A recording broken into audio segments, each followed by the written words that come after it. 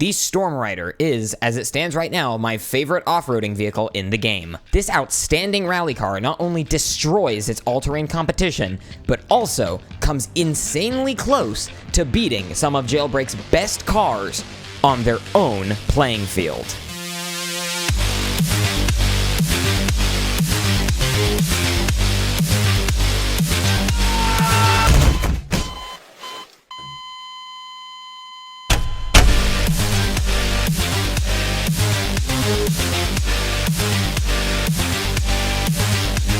Let's get the obvious out of the way. The level 10 prize for Season 24 is spectacularly great at driving cross-country. It drives with ease over any divots or bumps in terrain and clambers over hills of nearly any size. To be specific, this car is the only one I know of that doesn't just have the ability to climb up the casino, but also the ability to drive back and forth on that very same slope. If that doesn't impress you, maybe this will. Most cars can't do this, but Tina showed me that this one can do this.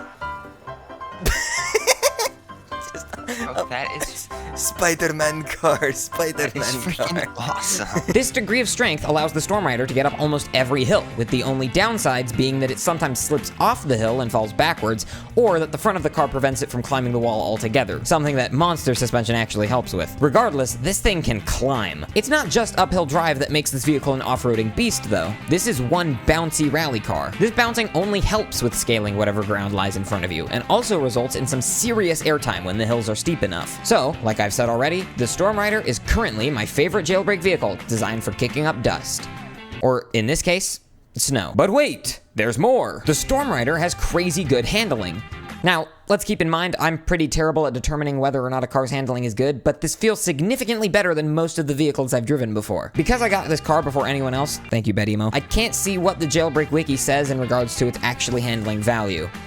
Because they don't have it yet. And also because I'm not smart enough to figure out how to test it myself, so all you get for now is my opinion on it. This smooth turning is really good for sharp corners, which pairs well with this car's other stats, which we'll get to in a moment, because first, we have to talk about drifting. This vehicle has a really slippery grip, which makes it perfect for drifting and gliding around the map. It's this combination of staggeringly good turning and drifting mixed with springy off-roading skills that make this car genuinely fun to drive. Like, seriously, I can't remember the last time I liked driving a car this much. Not just on account of how good it is, but also on account of the sets of features that just make it a blast to cruise around in. I can drive this car because I want to use a good vehicle, or I can drive it because it's just fun to drive.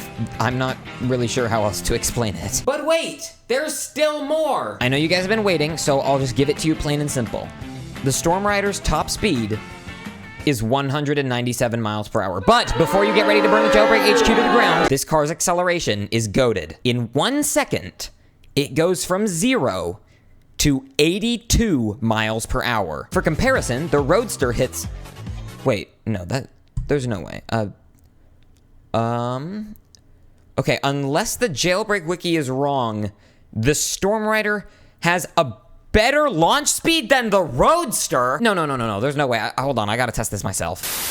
Guys, I've tested it, and yeah, if the tuning on the Stormrider stays the same as it is now, without any nerfs, this car takes second place for the best 1 second acceleration in the game.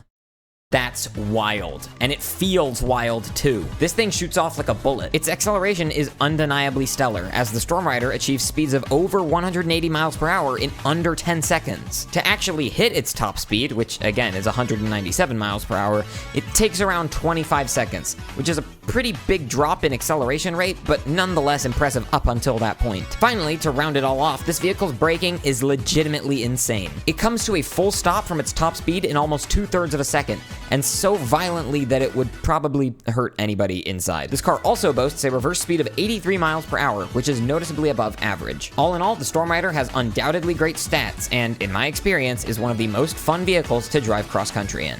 But keep in mind, this tuning could change. This is, after all, the day one build of the car, and who knows if it's final. I'll add a pinned comment if there's any notable changes before other people start earning the car. But, in the meantime, let's talk about the Stormrider's swag. This vehicle is based on the Lancia Stratos.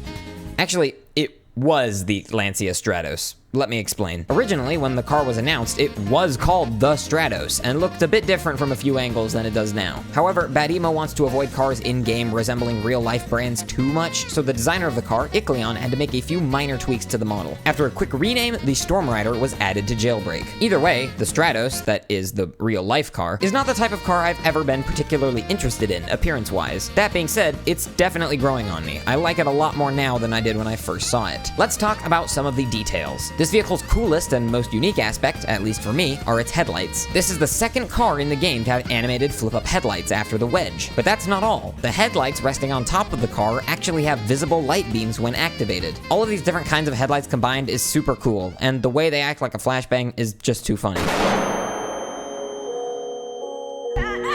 The next detail I want to highlight is, well, I want to say it's the pattern textured on the car, but we'll cover that when we get to customization. In the meantime, let's talk about the interior. Off the top of my head, I believe this is the only vehicle in the game to actually have gas pedals modeled onto it, which is really neat. You also get your standard vehicle controls like a gear shift, parking brake, instrument panel display, and assortment of buttons. The Stormrider's interior is great, and pretty detailed at that. Finally, some other minor details include the air vents on the hood, the mud flaps on the back tires, and the ducktail spoiler, all helping to give this car its own flair. Alright, now we can talk about customization. The question I've probably gotten the most so far while just casually driving around in this car is, excuse me, what texture is that? and every single time I have to explain, this isn't a texture.